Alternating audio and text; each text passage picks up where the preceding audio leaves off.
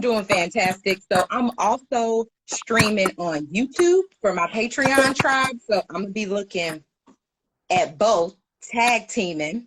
I love it. And they can hear me too? The Patreon? I think they can. Oh, that's tight. That's fired. I think so. I have my audio up nice and high. I was tripping because Andy just ordered what he ordered Erykah Badu's vinyl album of New America Part 2. Are you about to log in later? And It's so dope. Oh yeah, for the battle. Oh, you know it. You know it. We was literally just talking about that. Yes. I'm with the, So I'm the audience. I'm hearing some static. I wonder if it's on my end. I'm not hearing no static, so I don't know. I'm not sure what that could be about, but I'm not hearing it. Okay, cool. You're hearing it though? Is that bothering you? I think it was when I was just moving the phone. I think we're good. It's cool now a little bit. We're cool. Hey, Graham fam, we see folks coming through. Welcome, everybody. Graham fam, that's cute. Do you mind? Can I take that? I would love it. Please do. Like, I feel like I always like to call each community that I'm with. I like to give them a name. Mm-hmm. So for my Patreons, that's the tribe. You know, the tribe is here. Yeah. Then for YouTube, that's the tube team. The tube. And then that's so cute. Well, I always like to acknowledge people on the unique platform that I'm talking to them on. Yeah. Well, because some people really only subscribe on one platform. Like you have some followers that are loyal about you on every platform. They're like, oh, whatever you're on, I'm following you. And then you have some that come through that are only on one platform. So that's cute. I'm the same way. I love Patricia Bright. She is such a dope YouTuber. I've been following her for like 6 years. Right. And I only follow her on YouTube. Even though I'm so into her world, it's only on YouTube. But yeah, I'm happy to be here, Sylvia. Thank you so much for having me. You're so welcome. Yeah, I'm happy to have you here. I've been saying this all over the internet, in your DMs, in your email, talking about, I've been excited to interview you since we met, to be honest. Yay. Yeah, so I'm cool. I'm really excited about this. So for my first question, it's a really easy intro question, mostly just talking about how'd you get started? You know, what's your start in art? Were you a little kid? Were you an adult? Yeah. How did that all happen? You know, I've always been a creative kid, always would draw. That was my main tool, really, just the pencil. Then dabbled into some color pencils, some marker, of course, just like some small stuff as a kid, you know. And, you know, I distinctly remember, I might have been in like 6th grade when I drew Aaliyah. I drew a portrait of Aaliyah. And I was like, this is kind of good. You know, when you make something, you be like, yes. But yes, no, I have experienced that as a creative. Like when you look at your final product and you're like, whoa. Yeah. Well, this must have been divinely inspired because, wow. 100%. Like it's such this confidence boost that makes you want to explore more. So from there, I started to explore more. I started to grab all of the portraits in our household. So I started sketching portraits of my mom, portraits of my aunt, me as a baby. Like I pretty much drew everybody in the family as a kid. And it's funny because my family still has those pictures up at their home, you know, showing the photos. So and one of my Facebook friends, so Courtney, was a friend, Courtney, from like way back in the day. We actually went to middle school together, and she's been following me on Facebook, and she's been seeing like my growth and stuff. So in middle school, I used to draw people's name in bubble letters for 25 cents. That's when chips. Yo, a hustler. Yes. See, I knew. Because now it's like 33 cents. I don't know what's going on with the chip industry, but the prices has gone up. You're not wrong. You're not wrong about that. Right. But drawing from the beginning, selling them from the beginning, which is interesting. And so she still has some bubble letters that I drew for her in like 4th grade, which is Yeah, it's real. That's fire. So, the love is super real. So it sounds like you got your start not only as a producer of content, but also as a hustler, low key, you know, like selling your pieces, even if it was for 25 cents. Like back in 4th grade, that was a nice little pretty quarter. That was I mean, flaming hots, like it was a wrap. That's all I needed. Like that's all I needed was a quarter. Okay. You know. Hey, Michelle, we see you in there. Hey, we had Q killing them. Hey, Q killing them. Yeah. So back. Yeah, I've always done that. In high school, I used to sell Cutco knives. Do you remember Cutco knives? Honestly, I don't, Aramis. I'm not gonna lie to you. You know, well, it was like the super dope. Now, I actually still have my knives. They're pretty amazing. But yeah, I used to sell knives like door to door. I mean, it was kind of like referral based though, honestly. But I mean, yeah, I got up there. Yo, self-defense. That's like, right. You know, well, it was rule number one, right? It was cutlery. It was knives for the kitchen. Well, she said it was cutlery. Well, You said self-defense. You see where my mind's at. Oh man, I love it. Yeah, so I mean, all the way from the beginning, been selling and creating. Yep, I rock with that. So I feel like at least my experience with some of your pieces is that they kind of tell me a story. So I wanted to hear like a little bit more like, how does the art of storytelling fit in with the art that you do? Yeah, and I feel like that works perfectly for the Zodiac series that I'm making. So I'm painting all 12 of it. Yeah, so I'm painting all 12 of the astrological signs, and right now I'm actually working on Aquarius, which like all my good friends are Aquariuses. Like I love it. I'm a Gemini, so Aquemini, like the Aquarius and Gemini vibe is for real. Yes, that air sign energy is real. So I feel like our ancestors have always been storytellers. We've always tried to make sense out of stories, you know. This is so ironic because Andy, my husband, he's actually in the other room, like checking my audio and making sure I'm good. Andy? Right. You hear Silver baby said, "What it do?" Hey. Right. You said, "Hey." We were just talking about stories and how we learn the most from stories. I'm not a big fan of fictional stories.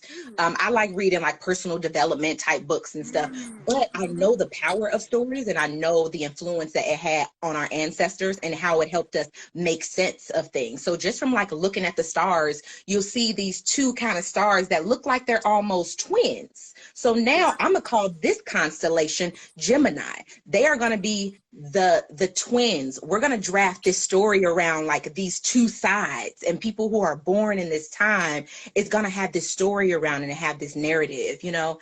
And so I feel like of anything for my work, I try to tell the story of the goddess, of the queen, of this power and this strength of liberation. So that's really what I'm drawn to. Girl, yes. Thank you for saying that. I mean, I think somebody said me, Pixel Parlour LLC. Hey, boo. Yes. What's up, Pixel Parlour? Hey, Abby. But you know, I feel like that strength of liberation and just that process is why I was really initially attracted to your work in the first place. You know, you're welcome, and thank you. You know, like I feel like liberation is something that I think about all the time. You know, like whether or not I'm consciously thinking about it, it's always in the back of my mind as like kind of the underrunner of everything that I do, you know? And I think honestly, that's why I've been so excited to come and interview you finally for once, you know? Yes. Just because your work really speaks about that. And that actually leads me perfectly. You're like segueing so well. Yeah, what's up, martial law band? Yeah, we rock with you too, man. Come on. Give us thank you so much, Pixel Parlour. You know, we rock with men that give us goddess solidarity. But for real. Yep. You recently posted a photo with the caption, "F your feelings, Black women are rising." Yes. Talk to me about that. We're here, you know, and like we're here in such a powerful way. I feel like so I actually have two posters that's up on my wall. They actually got from like Facebook, a corporate event I was doing for Facebook, but one of them is a picture of Viola Davis and it says, "You are born worthy." It's another picture of Beyonce with the lyrics of one of her songs. So it says, "I'ma keep running because a winner don't quit on themselves." Woo! And so I feel like it's just, there's just, I feel like Black women are finally getting an opportunity to be seen. And the power comes when we're put in these positions to make more opportunities for more of our sisters to come in and be seen. You know why? And the first, like the Black woman is like the OG, like generative person. You know what I mean? Yeah, I feel that. I feel that 100%. And you know what comes to mind is the movie Queen and Slim. It was written and directed by a Black woman. I don't even remember her name. Babe, you remember her name? You know, I'm gonna Google it and pin it somewhere. But I think it starts with an L. I think so. I think so. It was such a powerful movie that moved me in such a way. And I feel like, wow, for this Black woman to be here and to be able to tell a story at this time with this cast that she chose, I feel like once we're put in this position where we observe our own power, where we observe our own worthiness, it translates throughout the world. You know, I feel like when different spaces, when somebody rises in a different space where they aren't community oriented, it can sometimes be a solitary win. I feel like women in particular have this, I wanna say it right. I feel like women in particular has this empathy. They have this level of compassion and consciousness about other people around them, and they make intentionality about making sure that other people rise as well. And I feel like that's even deeper for the Black woman. And so they're like, if I'm going up, we all going up. Like the whole squad is coming. We rise, not still I rise, so we rise. Yes. And I specifically included that picture for the trio because those are my girls. I mean, Kamari is doing phenomenal things. Blue is doing phenomenal things. Yes, Blue's Braidery, Kamari, the poet. Yes. They inspire me so much. Oh, thank you. Michelle put the name. Real quick.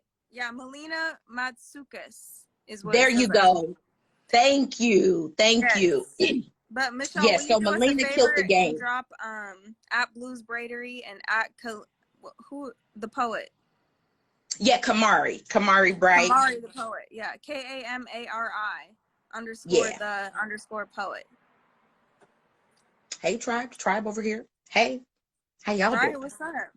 Right. What it do? Hey, tribe. Right.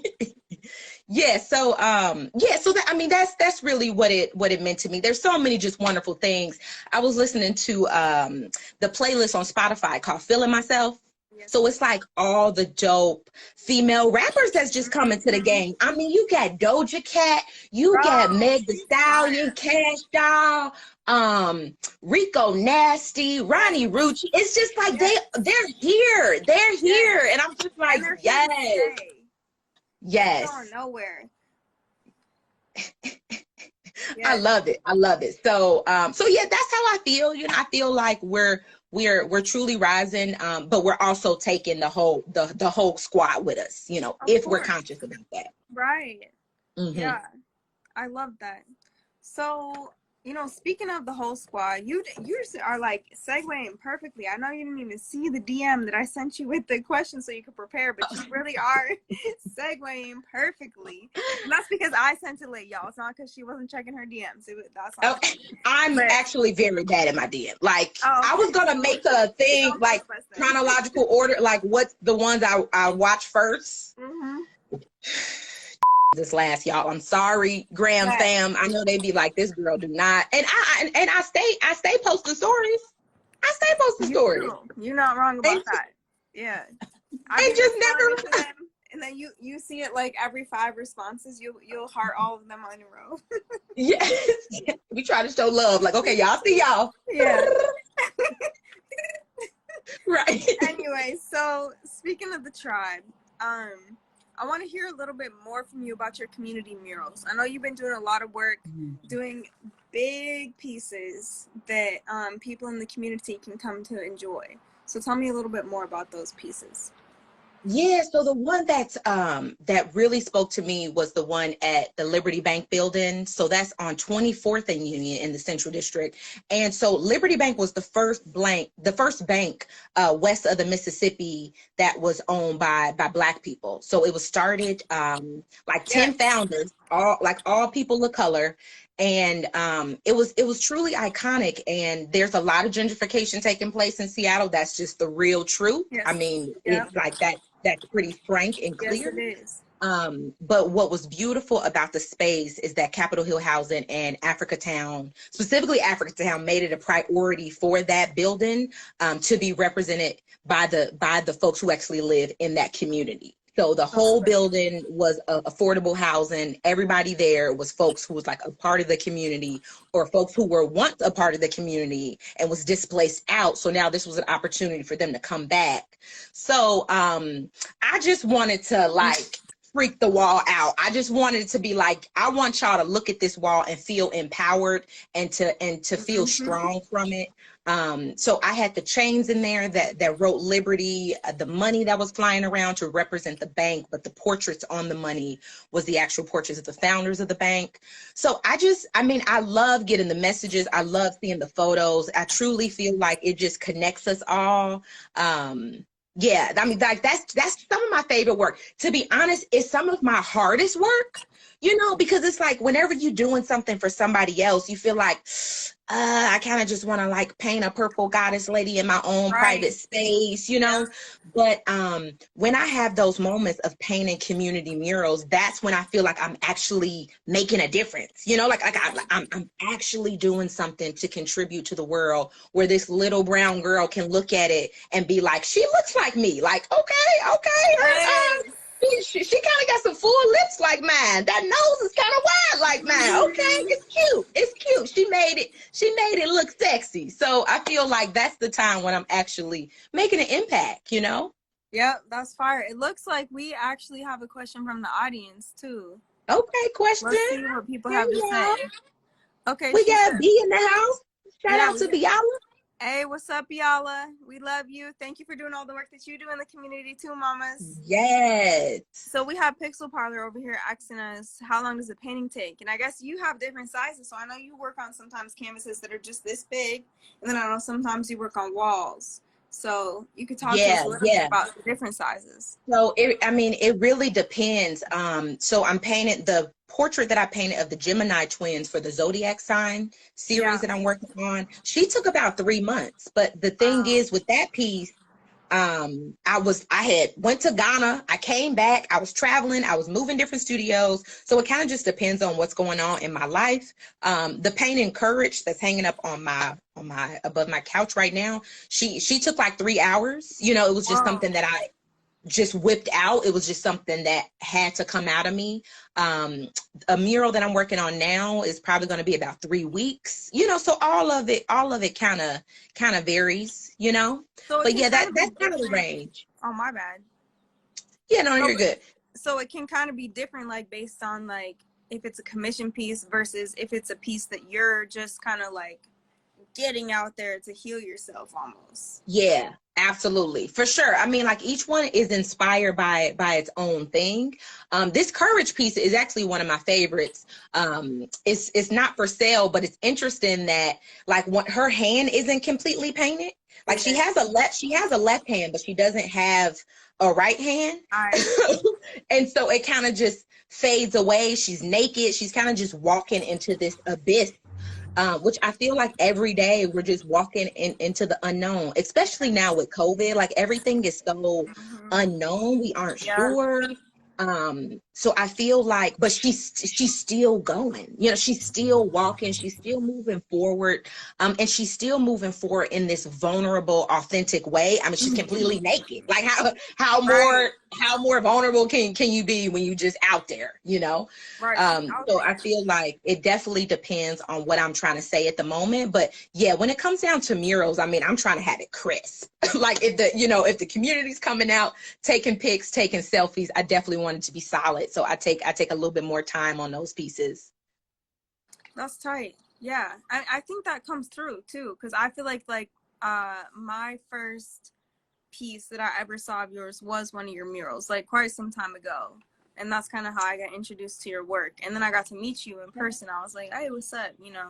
Yeah, yeah. So, I think we met at one of B's yoga's classes, wasn't it? yeah. Y'all in the house probably, yeah. So we always tight that you're in here because you are. Shout out to Trap and Yaka, you know. Yes. Getting some of our yoga flow in it. Right, right. Hey, Dozer Art. Hey, Pixel Tony. Thank y'all so much for sliding through. Frozen 2 soundtrack Into the Unknown. Oh yeah. Yeah. I love Frozen. I love Frozen, like, for real. Let it go. Let it go. Okay, let it go. That's like, I think of Elsa all the time singing that song when I'm like in my little like weird cancer place where I got my crab shell and like my pinchers on and I'm having a hard time like letting something go. Hey, bye Marshall. Thank you, man, for sliding through. But you know, thanks, Marshall. Appreciate you. Yeah, I have to really think about Elsa and just be like, you know what, Sylvia, let it go. Right, let it go. I cried. Man, I cried so much on Frozen. Like, it was real. It was real. That was real. I like the little snowman dude, too. Yeah, with a little nose, a little carrot nose. Mm-hmm. So real quick, before we close, Aramis, and I'll let you say whatever closing remarks you want to as well, but what's one of your most favorite pieces that you've ever worked on? That's really tough. I mean, you know, they're like your babies. You know, you're like, which one is your favorite? Children. You know, I'm gonna have to go with Icy, to tell you the truth, because I'm thinking of my husband. That's his favorite one, Icy. And so Icy is was the first one that actually ended up putting on bomber jackets. She kind of has like her head down, her eyes are closed. She's yellow with the chains. So that was my take. Olaf, the snowman. Thanks, Michelle. Yeah, so she was like my version of like a hip hop Buddha. You know, like she really had this stoicism going on. Like she was really into herself. And I feel like for me, she was a part of one of my first series that was called Trap Conscious. So I love hip hop. I love music. I love pop culture, you know, but I'm still like very rooted into spirituality, keeping sure that my mental health is solid, meditation. So I feel like it's almost this two sides of me, which makes sense. June 5th, Gemini. It's those two sides, you know, that I always balance. So I feel like Icy definitely was an introduction for me, of me like coming out saying like, okay, this is the style of work that I want to have. This is the type of woman that I want to represent. Yeah, and she was one of the first of a series. And actually, Icy has another painting underneath her.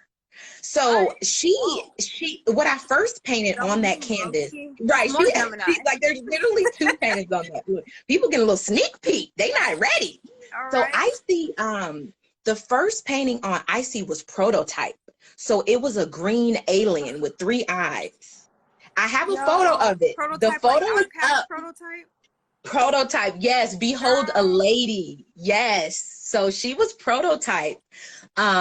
She had a third eye. She was a green alien with this like crazy hair.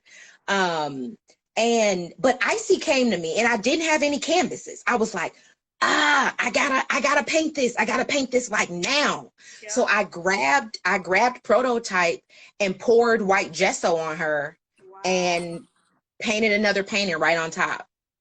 Yeah. R.I.P. Prototype. R.I.P. Prototype. Hey, Barry in the house. What it do? Yeah. Yeah. What's up, Barry Johnson? Right. That's that life cycle though. That's real. That's real. Mm-hmm. Mm-hmm. Yeah. I mean, it just has to flow. Like it depends on the piece, but that one definitely spoke to me. And that piece started my style too, of the chains. Those were the first chains I painted. And if you look back at that piece, those chains are like they're not good. I don't know if I can agree with you on that. Like compared to my chains that I'm painting now, like I'm painting Capricorn. She's the goat. but compared to me, them chains still look alright. Well, I appreciate it. I appreciate it. But yeah, she was the first chains I painted. Nowhere near the level of chains that I'm painting now. But yeah, she was the birth of something pretty special. Yeah, so Icy for sure. My favorite. Yeah. Cool. And she's owned by one of my favorite collectors, Pamela. So shout out to Pam. Thank you so much.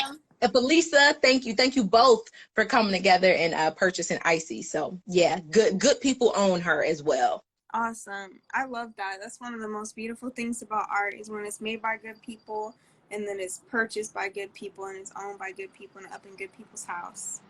Yes, thank you so much. And thank you, Pixel Parlor. Aquarius is on the way. She's going to be coming soon. That's awesome. So Aramis, what's your last words today? What would you like to leave the audience with?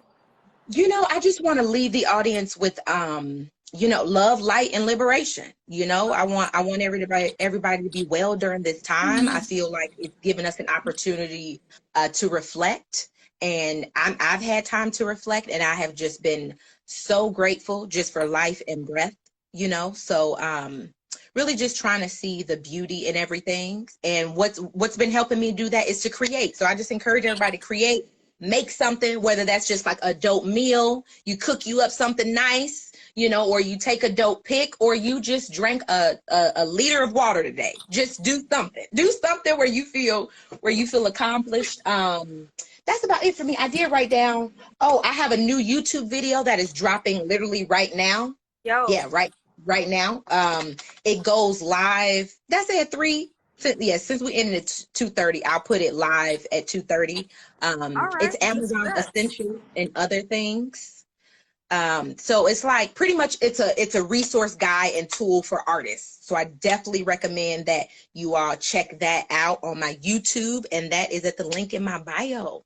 Awesome. Okay, well, thank you so much, Aramis. It's been literally such a pleasure to have you on the show. I mean, it's truly been an honor. Thank you so much. Thank you all for coming through. I see you, One Grand Scheme. Yes, thank you all so much. Yeah. All right. Now.